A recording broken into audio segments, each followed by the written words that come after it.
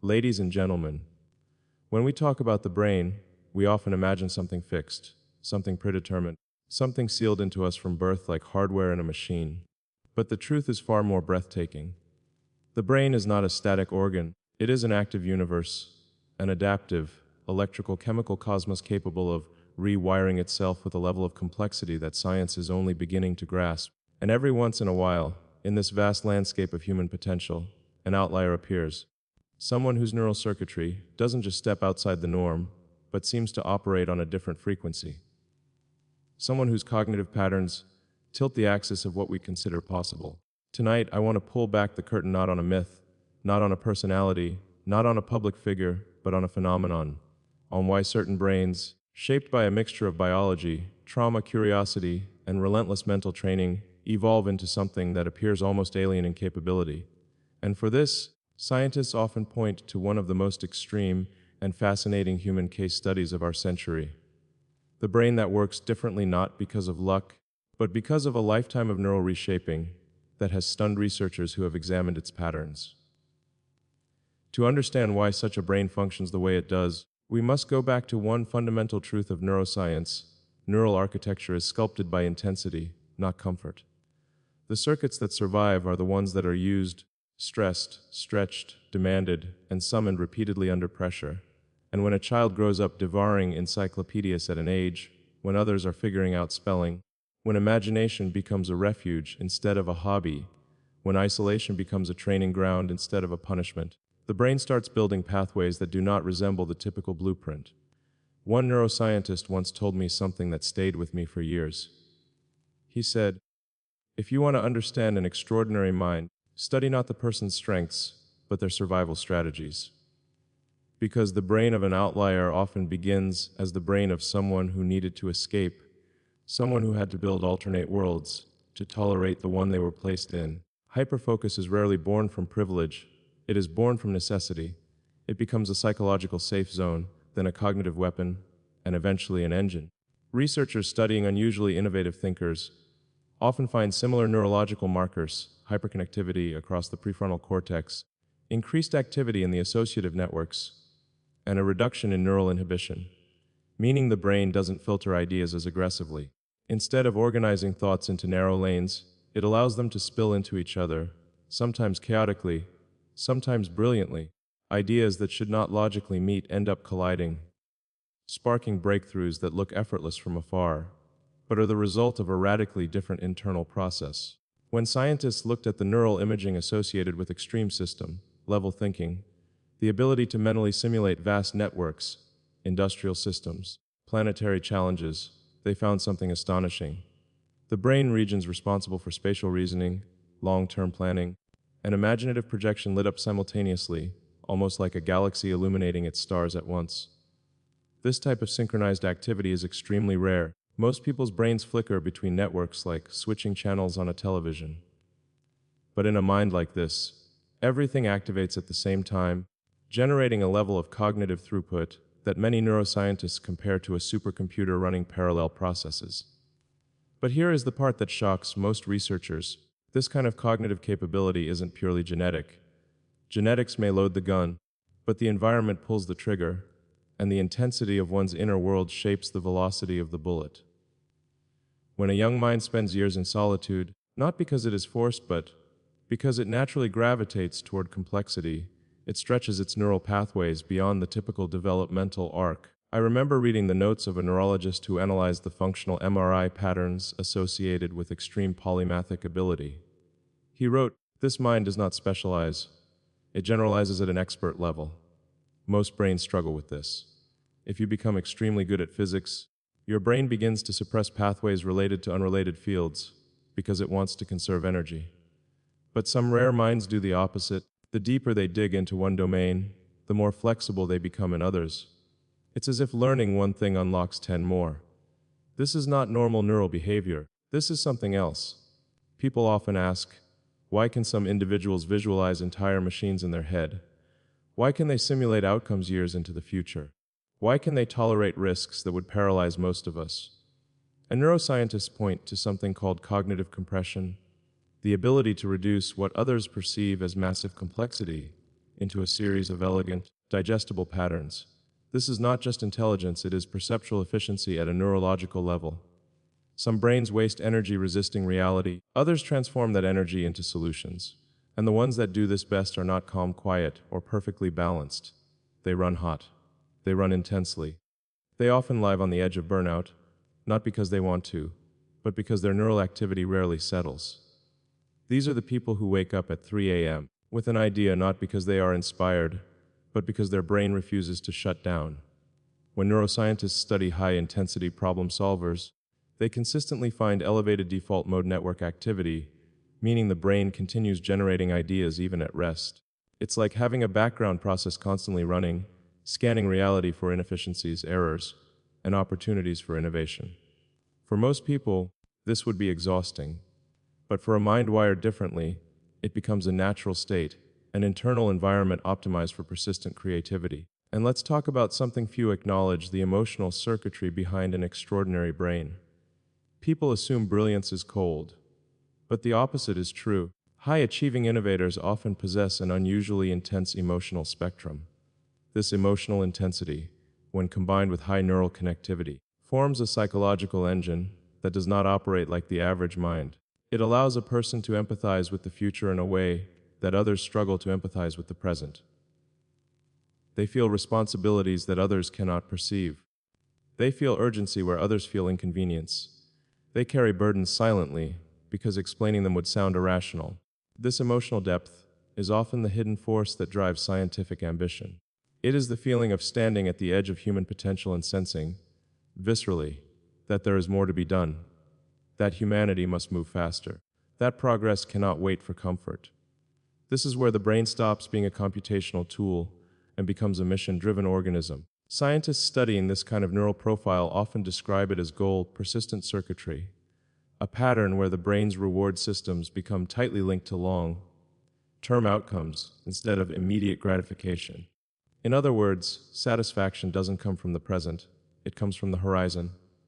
This is why individuals with this architecture can endure levels of failure, pressure, and public scrutiny that would break most people. Their nervous system is calibrated differently. Their dopamine doesn't spike at applause, it spikes at possibility. And this brings us to a profound truth. The outlier brain is not peaceful. It is relentless, not because it aims to impress the world, but because it cannot accept stagnation. It sees the gaps in the world not as inconveniences, but as moral obligations. Scientists who have examined the psychological profiles of extreme visionaries often point out something fascinating. They are not driven by ego, they are driven by inevitability. They feel that their work is not optional. It is necessary. It is part of the architecture of their identity. But no brain evolves into this state by accident. There are moments, sometimes traumatic, sometimes enlightening, that carve new grooves into the neural landscape, moments that push a mind to develop beyond the expected limits. And one such moment, in the life of nearly every extraordinary thinker, is the encounter with failure so intense that the brain is forced into reinvention. This kind of cognitive shock rewires a person at the deepest level, and when the brain adapts, it does not return to its previous shape. It becomes something new, something stronger, something more capable, something more dangerous to the impossible. When the brain adapts, it does not return to its previous shape.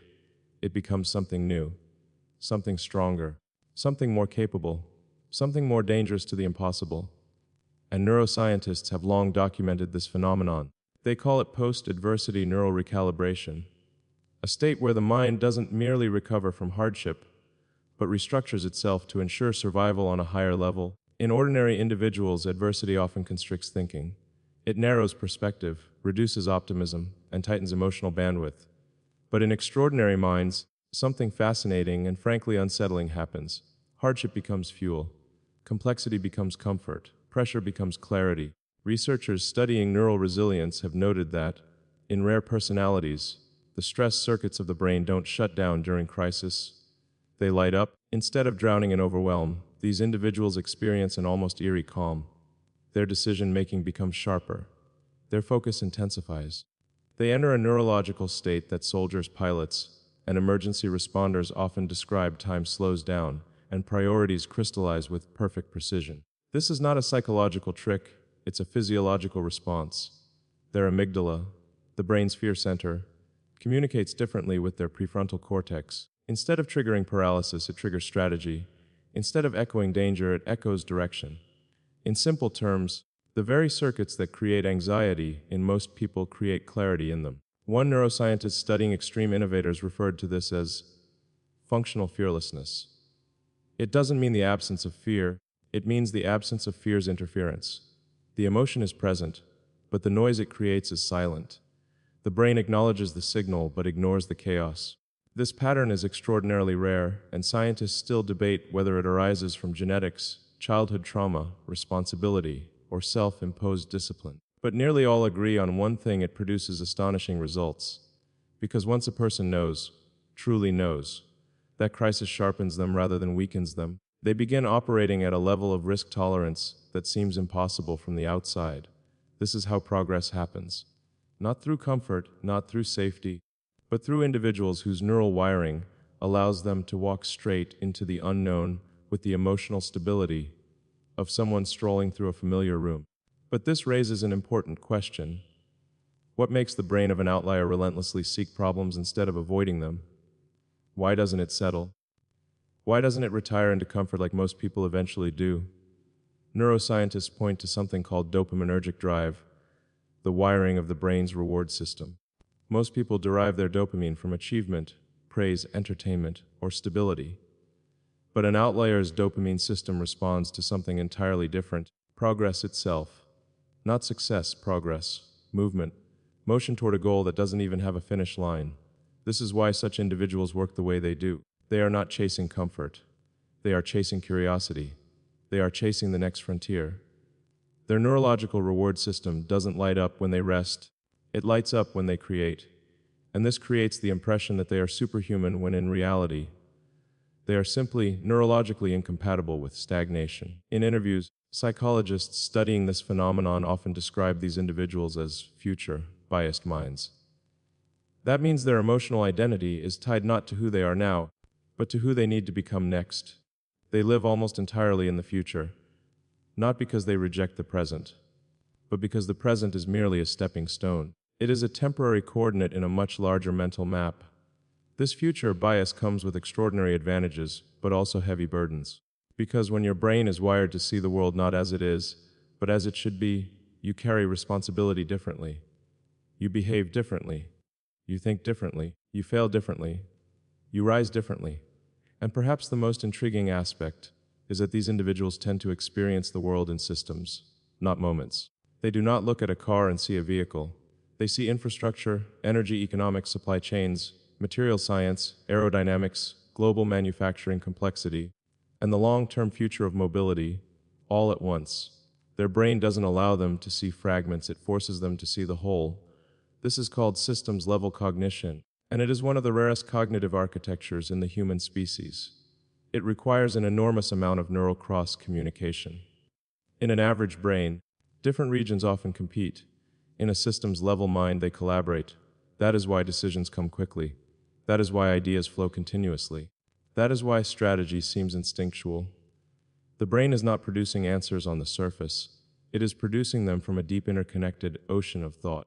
Scientists analyzing this kind of cognition often compare it to having a built-in simulation engine. The mind runs possibilities like a physics engine in a video game. It tests, predicts, discards, and refines ideas at a speed that feels instantaneous. This is why these individuals can walk into an unfamiliar domain, rocketry, neuroscience, automotive engineering, energy systems, and begin deciphering the underlying architecture within minutes. Their brain does not need experience, it needs structure. Once it identifies the structure, the domain becomes navigable. But underneath all of this brilliance, beneath the hyperconnectivity, the systems thinking, the emotional intensity, the cognitive resilience, there lies something even more important: the willingness to be misunderstood. Scientists studying human behavior have long observed that the greatest innovators are often the most misinterpreted, not because they communicate poorly, but because they think at a level of abstraction that most people are not accustomed to. When your mind sees a decade ahead, your present day language sounds strange. When your goals exist outside conventional logic, your actions appear reckless. When your dopamine comes from progress instead of praise, you appear obsessive. But here is the irony: the very traits that make an extraordinary brain seem strange in the moment are the traits that make it revolutionary in the long run. And yet, every extraordinary thinker faces the same inner conflict, the same neurological contradiction. How do you balance a brain that never stops with a world that rarely understands? This is where many outliers quietly battle their greatest internal war. Not against failure, not against exhaustion, not even against the world, but against the tempo of their own mind. Because when your brain operates at a different voltage, life becomes a continuous negotiation between intensity and humanity, between vision and vulnerability, between the mission you feel obligated to pursue and the person you are trying to remain. And perhaps the most powerful, most human, most scientifically fascinating truth is this: great minds do not thrive because they are fearless. They thrive because they feel deeply. Emotion, not logic, fuels them. Curiosity, not certainty, drives them. Responsibility, not ego, sustains them. And it is this emotional engine, this internal gravity, that neuroscientists cannot quantify but can always detect. For every extraordinary cognitive pattern, there is an equally extraordinary heart behind it. And the world often forgets that. But there is one more layer, one more rare neurological phenomenon, that explains why such a brain moves differently, endures differently, dreams differently. And this is where the story deepens even further. But there is one more layer, one more rare neurological phenomenon, that explains why such a brain moves differently, endures differently, dreams differently. And this is where the story deepens even further. It is something neuroscientists refer to as integrated neuroplastic propulsion, a term used only in advanced research circles, and one that describes a brain not simply changing, but changing with intention. In most people, neuroplasticity is reactive; we adapt after life forces us to. But in certain individuals, neuroplasticity becomes proactive. The brain doesn't wait for life to reshape it. It reshapes itself in pursuit of larger goals. This creates a kind of cognitive forward motion that is almost impossible to stop. You can see it in the way these individuals learn. They don't absorb information, they devour it. They don't study systems, they internalize them. They don't observe problems, they interrogate them until answers reveal themselves. And what's most unusual is how quickly their brains reconfigure themselves to new realities. Researchers once ran a study where participants were put through an intense period of learning. Most brains showed moderate adaptation. But the outliers, their brains rewired at nearly double the speed. The neural pathways didn't just strengthen, they reorganized, forming shortcuts, cross-links, and bridges that transformed knowledge into intuition. It's like watching a city rebuild itself overnight, with new highways connecting places that were once impossible to reach. And the most astonishing part: these adaptations don't fade. They accumulate. Layer after layer, year after year. The brain becomes a cathedral of complexity, built stone by a lifetime of insatiable curiosity and relentless neural engagement. But let's talk about something we rarely acknowledge: the cost of this architecture. Because every extraordinary capability demands a sacrifice, and every mind that operates on an unconventional frequency must pay a price for that gift. You see, when a brain runs hot, constantly thinking, calculating, imagining, synthesizing, it is not always a peaceful experience. These individuals often struggle to sleep, not because they don't want rest, but because their neural networks won't quiet down. They struggle with boredom, not because they lack discipline, but because their mind craves stimulation the way the body craves oxygen. Many extraordinary thinkers have described their brain as both a blessing and a burden, something that elevates them and exhausts them in equal measure, something that gives them vision but takes away simplicity, something that empowers them to change the world, but sometimes makes it hard to exist comfortably within it. And that paradox shapes everything they do. It shapes the way they work, the way they love, the way they break, and the way they heal. Because innovation is not born from comfort. It is born from the relentless tension between what is and what could be. And the minds we call extraordinary are the ones that cannot accept the gap between those two worlds. They are pulled forward by an internal gravity that feels less like ambition and more like duty. Neuroscientists studying motivational architecture often find something fascinating in these individuals. The brain's salience network, the system that decides what is important, behaves differently. It prioritizes long-term consequences over short-term feelings. It elevates mission above mood. It makes the future feel as emotionally real as the present. This means that when such an individual imagines a future where humanity survives, thrives, or evolves, that vision is not abstract. It is visceral. It's as real as the chair they are sitting on. And when the future feels real, the present becomes negotiable, sacrifice becomes acceptable, discomfort becomes irrelevant. This is why extraordinary thinkers tolerate loneliness, criticism, sleepless nights, overwhelming responsibility, and punishing workloads. It isn't stubbornness, it isn't ego, it is neurological inevitability. Their brain is wired to push forward, even when the world pulls back. But what truly sets these minds apart isn't just what they think, it's how they think. They don't generate one idea, they generate dozens. They don't see one path, they see entire forests of possibility. Their cognition is multi-layered, running simulations in the background while analyzing data in the foreground. It's like having multiple cognitive tabs open at the same time. And unlike most people, their mental browser doesn't crash. Scientists call this parallel conceptual processing, and it is astonishingly rare. Most humans think linearly. One thought leads to another, which leads to another.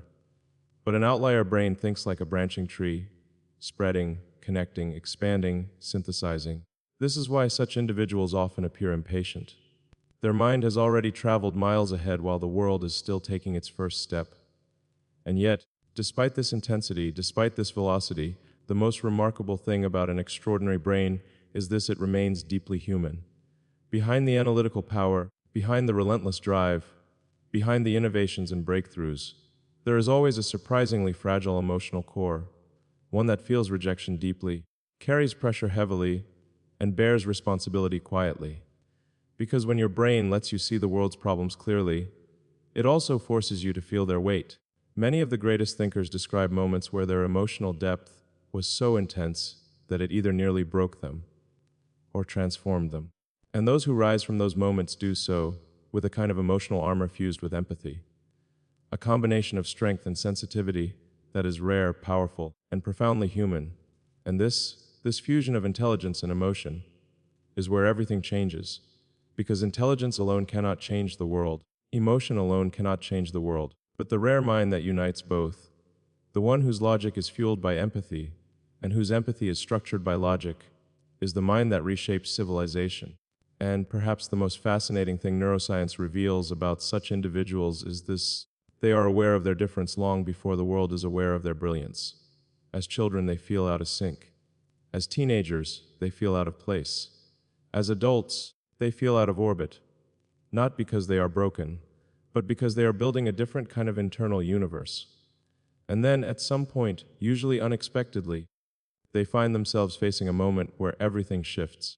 A moment where the very wiring that once made them feel isolated becomes the wiring that empowers them to do the impossible. A moment where their brain stops being a burden and becomes a blueprint. A moment where potential becomes purpose. And that moment, scientifically, psychologically, spiritually, is the turning point where an extraordinary mind steps into the path it was always meant to walk.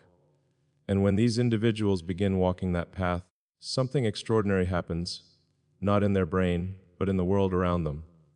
And when these individuals begin walking that path, something extraordinary happens, not in their brain, but in the world around them. Because the moment an outlier mind commits fully to its mission, the environment begins to bend, not through force, not through ego, but through the sheer gravitational pull of unwavering conviction. People feel it. Systems react to it. Institutions resist it. Reality eventually yields to it. And that is where neuroscience meets history, where the internal architecture of a single human mind reshapes the external architecture of civilization. Scientists often talk about mirror neurons and social contagion, the phenomenon where human behavior spreads through groups like electrical impulses. But there's a deeper mechanism at play here: cognitive dominance. Not dominance in a controlling sense, but dominance in clarity, where the vision of one individual becomes so sharply defined, so neurologically persistent, that it aligns the motivations of thousands, sometimes millions of others. It's the same force behind scientific revolutions, paradigm shifts, and technological renaissances. Every time humanity undergoes a massive leap, you can trace it back to a mind that simply refused to think the way everyone else thought, a mind that saw potential where others saw limits, a mind whose internal neural patterns were so distinct, so unusually integrated, that they generated ideas the world had no vocabulary for yet. And the fascinating part, these individuals rarely view themselves as exceptional. Their brains don't allow them to. They see problems, not pride. They see what is missing, not what they have achieved. This is why so many of them appear dissatisfied, even after accomplishing what others consider miraculous. Their internal calibration is set not to success, but to possibility. The moment they reach one summit, their neural networks immediately scan for the next mountain. Psychologists describe this as achievement asymmetry, the idea that progress creates more desire for progress, not because of greed or vanity, but because the brain has been conditioned to hunger for challenge. The very circuits that once evolved for psychological survival now evolve for planetary scale ambition. But this neurological engine, powerful as it is, requires something even greater, something most people never associate with extreme intelligence: the courage to remain misunderstood for long periods of time. Because one of the hardest experiences for an extraordinary mind is the silence between vision and validation. The period where the world cannot yet see what the brain sees vividly. That gap can last years, sometimes decades. And during that time, the individual must sustain belief without evidence, confidence without applause, clarity without consensus. This is what neuroscience refers to as prefrontal endurance, the ability to hold a long-term mental model stable, even when external reality contradicts it. It is one of the rarest psychological traits, and one of the most critical for breakthroughs. Because any world-changing idea initially appears impossible. That's the nature of breakthroughs. They begin as heresy, become controversial, and only later turn into obvious truths. And here's where it becomes deeply human. While the brain is forging new pathways, the heart must endure loneliness.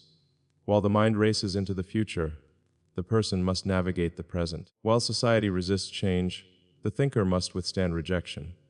People often romanticize genius, but they forget the silence behind it, the nights spent alone, the doubts that whisper, the failures that sting, the pressure that tightens around the ribs like a vise.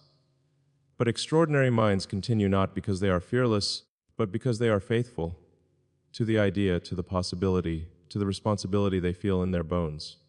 And gradually, almost imperceptibly, everything around them shifts. A team forms, a community grows, an ecosystem organizes. Skepticism turns into curiosity.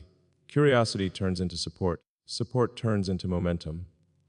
The brain that once lived in the future suddenly finds the world beginning to catch up. But here's the part that most scientific papers do not capture. When an extraordinary mind finally begins to see others believe in the vision it carried alone for so long, something profound happens neurologically. The emotional circuits, the ones that endured years of misunderstanding, finally light up. The mind that once relied on internal conviction suddenly receives external resonance. And that creates a feedback loop of motivation so powerful it can alter the trajectory of industries, nations, even the planet. You see, when possibility becomes shared, progress accelerates. When one brain becomes many innovation compounds, and when a single extraordinary thinker finally finds alignment with others, humanity takes a leap it could never have achieved through average cognition alone. This is why, throughout history, every monumental shift, whether in science, technology, art, or society, has originated from this rare combination of neurological intensity, emotional resilience, and unwavering vision. But there is one more revelation, one more truth, that scientists have only recently begun to understand, something that explains, perhaps more than anything else, why certain minds surpass every prediction, every limitation, every expectation. And it is this: extraordinary brains do not merely think differently. They feel the future before they understand it.